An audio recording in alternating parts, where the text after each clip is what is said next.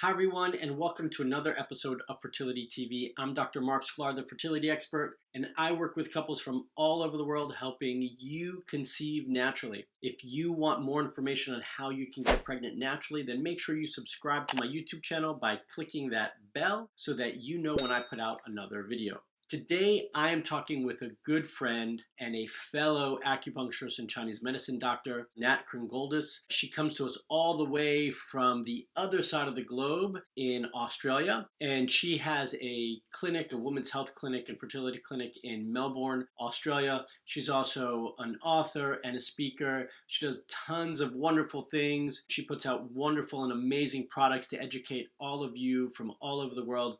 And today I'm talking to her about her new book called Beautiful You, which is going to be really impactful in helping all of you talk to young women, young girls, and hopefully your future daughters about their bodies and how they can start to take care of themselves now so that they don't have fertility issues in the future. So if you want more information on this, then stick with me and keep watching as I talk to Nat.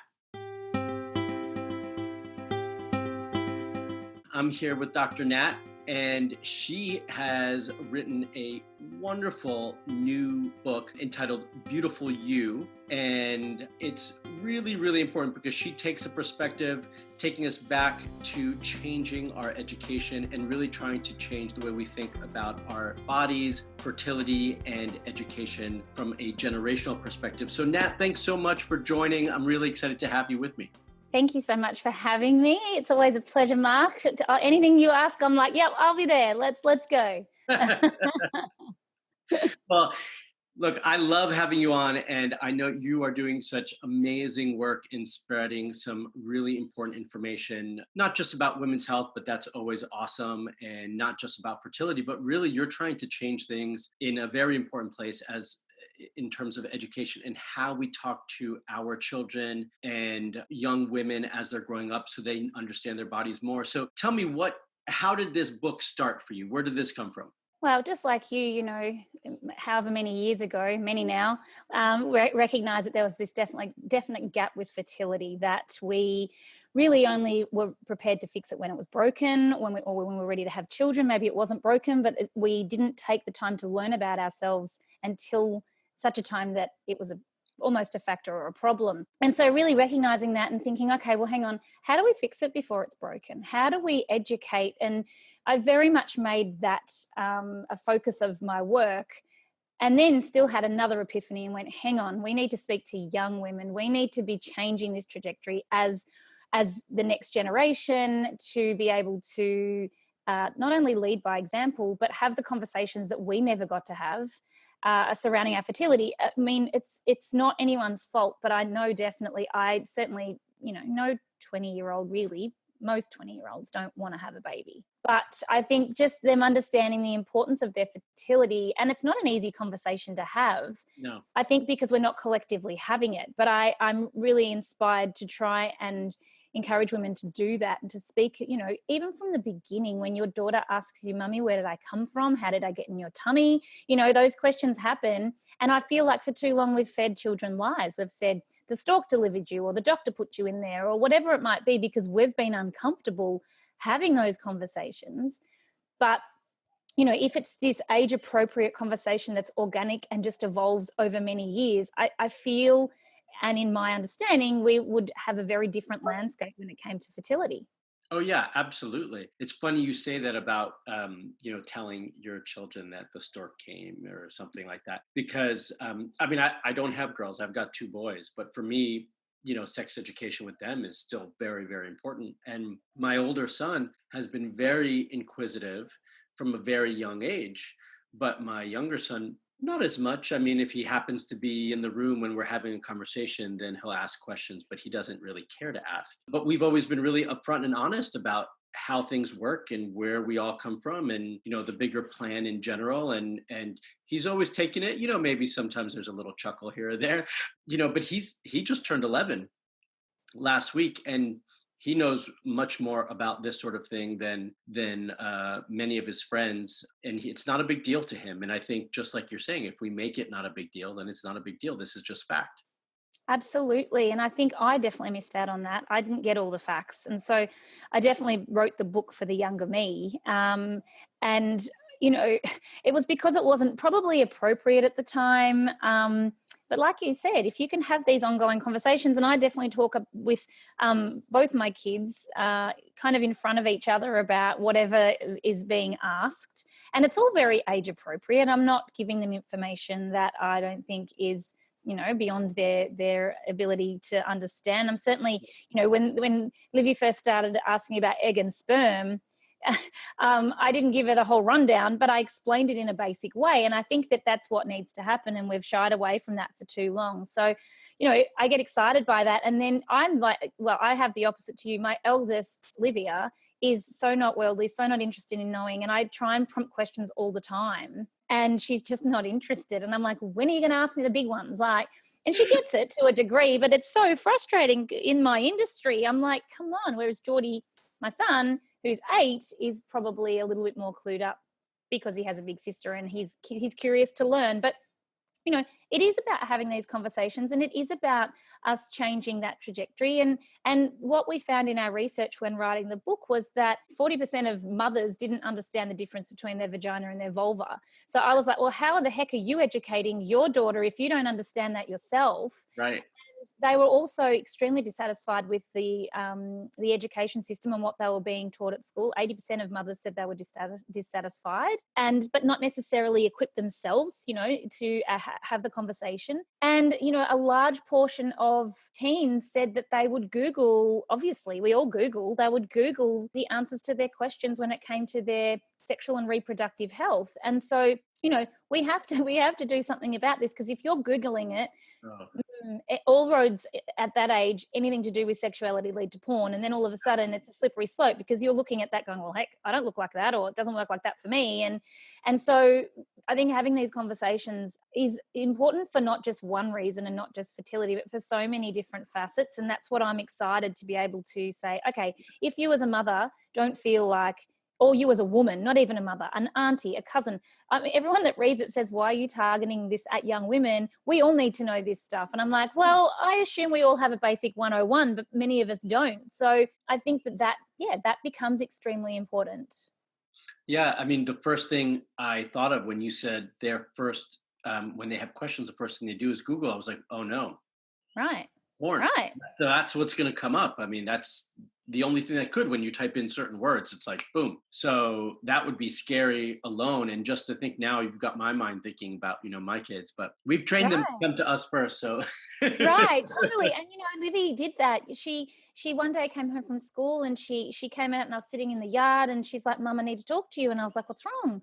She said, it's just one word, and it's period. And I was like, oh, I said, you know about your period, sweetie. We've spoken about that before. And she said, yeah, I know, but the teachers we had a big meeting today about it. And I said, oh, okay. And what did you learn? And she said, I learned that it's going to be terrible. I'm going to be in a lot of pain, and I'm going to be, basically, that's just what happens to women. And I was like, okay, no, that's not what happens. And so that's what I mean. There's still this education that needs to happen. You and I are here to fix period problems. The nice part about fixing a period problem is your fertility improves tenfold. So, you know, it's none of that separate. And so long as we're making them aware that one thing follows the next, I think that is really important. And like I said, I understand teens don't want babies, or probably don't care about their fertility. They care about being bloated or having acne or gaining weight or not feeling good. And so we make it about that. But the long-term benefit of that is that fertility stays intact. Yep. And that their hormones get to mature as they should. And there's a big education piece, obviously, around hormone contraceptives in the book. You can't have a book like that without that information. But really teaching mothers that when you shut down a teenager's hormones, it's not until she comes off that contraception that you are starting the system up in the very same place that you were actually halting it. And that's scary. And that's why many 30-year-olds don't have a period, because when they started the pill at 14 or 15, they didn't have one then either. And so why would they have one now? Because they're mature as a 14-year-old at 30. So, you know, I think these conversations are important, and we need more information. Absolutely, which is why I was so excited to have you on. And to their mom's credit, or to their parents' credit for that matter, you know, I've worked with a lot of teenage girls who were diagnosed with PCOS, or they were having irregular cycles or whatnot. And at least their mom or parents had the wherewithal to bring them in to start to get care at that young age. But I also speak to so many people, as I'm sure you do, who had those same symptoms when they were 16. They never got proper treatment for it, just put on the birth control, as you mentioned. And then they come in at 30, 35 wanting to get pregnant. And so then we've got a big, long catch-up game to play to try to make these important changes to get them to the place where their hormones are balanced, they're healthy, and they're able to get pregnant. So in terms of knowledge and education, what are some key points that you want to share that they could also dive deeper into your book, that someone could take away from this, this interview and say, okay, well, these are things that are really important? Yeah, I think understanding what's normal and what's not. I think we panic when it comes to teenagers. If their periods are irregular and they're at a young age, we panic, we take them to the doctor, and often that's what's prescribed. So teaching mothers and daughters or women to look at their symptoms as clues. What's your body telling you? Is this a reason to be upset, or is there something else at play? What other factors come into it? The book goes really deep into, these are your symptoms, this is what it's telling you. And so I'm really keen with that, because and I use a lot of, Chinese medicine terminology as well. Things like face mapping for acne. What's your body telling you, as opposed to where your acne is? And, that's just one example of many. I dive deep into the emotions as well. What are your emotions telling you? If you are always one way or another, always sad, always worried, what impact that has on your hormones and how we treat it. So there's a big emotional element too, because I really think that's a missing piece. I really, really think that part, if we can get that right, everything follows. But we don't often get that right, and that's a challenge. So, and then it also goes into nutrition, which I think we need to make teenagers responsible for, because it gets to this turning point, and then all of a sudden we have to do a crash course on what we need to support our hormones. So my thought process around that was, well, they're probably preparing their breakfast and their lunches. So how can I inspire them to make food that is going to support their health rather than not? And again, I'll play into the acne and the bloating, and this is why you want to eat this way, not just, your hormones will be happier. Because again, teenagers don't really care if their hormones are happy or not. They just care about how they look and feel. So I think there are probably some, there's lots of, I talk about sex. I'm like, when is it the right time? Should I be having sex? So it's definitely my mentor, she basically said it's the modern day, Are You There, God? It's Me, Margaret. The book that, but better. I'm sure it's better and more appropriate for our times. Yeah, absolutely. Well, the emotional piece is huge, right, for all of us. It's a big piece for us just as adults, and teenagers are going through so many changes, and have a hard time understanding what's going on. Hormones are acting up and changing and shifting, and that changes the way they feel. So emotions is absolutely a big piece, and diet. I talk to my kids now, they know what they should and shouldn't be eating. So when they ask for something, I'm like, well, do you think that's the right choice? We can absolutely be doing that for teenagers, right? They just don't always care to know, or haven't had the information to make the right choices. Absolutely. And they'll always come back to what home base feels like. So, I know I strayed when I was a young woman and I was living on my own. And when I say strayed, I ate fast food for probably a year on end and felt awful. And that wasn't my normal. I grew up in a very healthy household. And so eventually that didn't feel good anymore. And I came back to what was home for me. And that was lots of amazing whole foods. And so again, that's what I'm saying.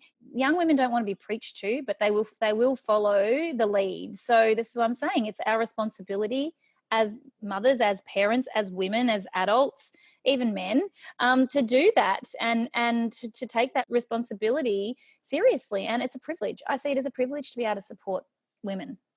Absolutely. So, on that note, because you said that they'll always come back to what home is, and I always remember the way I was raised and how I would, what my mom used to cook, and always leaned on that, right? So, leading by example, is there any aspect of the book that kind of talks to the parents and so on?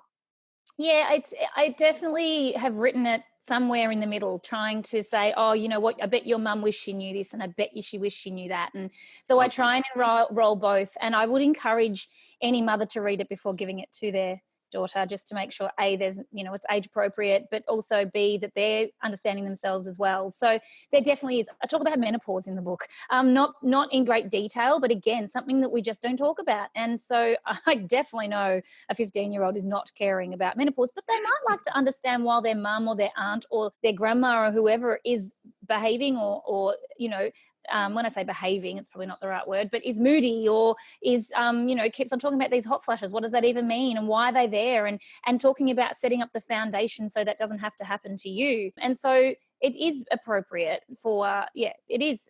Everyone gets something out of it. I'm hopeful of anyway.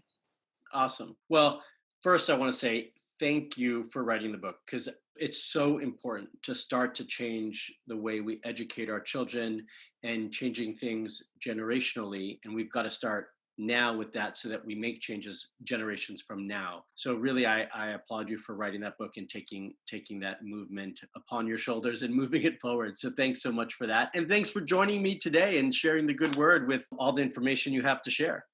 Thank you, Mark. It's a privilege. And as always, thank you for having me. I love being here. So what's the best way? We're going to put a link, and I'm going to put a link for your book, but what's the best place for them to follow you? I'm sure you're on all sorts of platforms, as I know you are. It's Nat Kringoudis on all platforms, and you're going to want to put a link there because my surname is up there with Snuffleupagus from but it's just natkringoudis.com or Nat Kringoudis on all handles. So I think a link's a great idea. We will put a link down below in the comment section. We will also, when we share this on Facebook and Instagram, we will tag you so that everyone can easily find you for that as well. And to everybody watching, thanks so much for watching. Again, if you are not a subscriber to my Fertility TV YouTube channel, please do just hit that bell. Please comment below. Let Nat and I know how valuable you found this information. And if hearing some of these words, one, you're going to start to change the way you think about educating your children who you have now or those that you will come in the future. And two, if you're going to pick up her book to educate yourself as well. So leave a comment below. Let us both know how this interview has affected your life and your thought on this situation. And Nat, thanks so much for joining once again. Thank you. Bye, everyone.